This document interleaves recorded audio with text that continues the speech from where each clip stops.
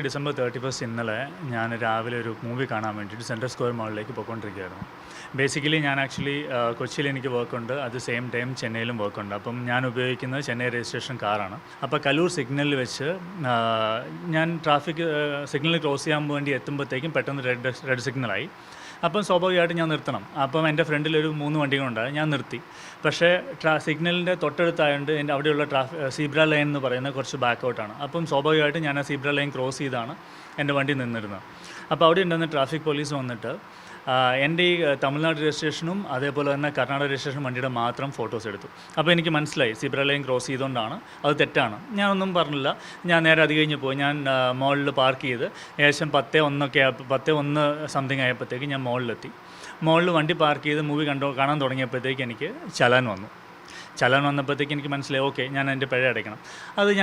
അത് കഴിഞ്ഞതിന് ശേഷം ഞാൻ മൂവി കണ്ടുകൊണ്ടിരിക്കുന്ന ഇറങ്ങാൻ നേരം നോക്കുമ്പോൾ അടുത്ത മെസ്സേജ് വന്നേക്കുന്നു, അടുത്ത ചലാൻ എന്താണെന്ന് നോക്കുമ്പം അത് കഴിഞ്ഞിട്ട് കുറച്ച് ദൂരമുള്ള കച്ചേരിപ്പടി സിഗ്നലിൽ വെച്ചിട്ട് എൻ്റെ വണ്ടി വീണ്ടും ഒരു 2 hours കഴിഞ്ഞ് 12:51 വീണ്ടും ഇതേപോലെ സീബ്ര ക്രോസിങ് ക്രോസ് ചെയ്തെന്ന് പറഞ്ഞുകൊണ്ട് അടുത്ത കംപ്ലയിൻറ്റും ഫൈനും വന്നേക്കുന്നു.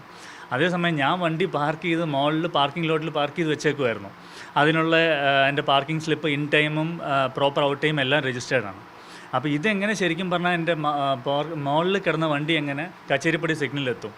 അത് കഴിഞ്ഞ് ഞാൻ ആ ഫോട്ടോ സൂക്ഷ്മമായിട്ട് നോക്കുമ്പോഴാണ് മനസ്സിലായത് ഫോട്ടോ ടാമ്പേർഡാണ്. ആ ഫോട്ടോയിൽ നോക്കുമ്പം സെയിം ഫോട്ടോ, അതായത് കലൂർ സിഗ്നലിൽ വെച്ച് അവർ ഉപയോഗിച്ച സെയിം ഫോട്ടോ തന്നെയാണ് എഡിറ്റ് ചെയ്തിട്ട് അതിൻ്റെ ബാക്ക്ഗ്രൗണ്ട് കുറച്ച് സൂം ഔട്ട് ചെയ്തിട്ട് ബാക്ക്ഗ്രൗണ്ട് മാറ്റിയ പോലെ വീണ്ടും അതേ പിക്ചർ ഉപയോഗിച്ച് അടുത്ത് ഫൈൻ അടിച്ചേക്കുന്നു. ഇത് ശരിക്കും ഇതൊരു അന്യസംസ്ഥാന വാഹനം ആയതുകൊണ്ടുള്ള ടാർഗറ്റിംഗ് ആണോ എന്താണെന്ന് എനിക്കറിയില്ല. പക്ഷേ ഐ വാസ് സർപ്രൈസ്ഡ്.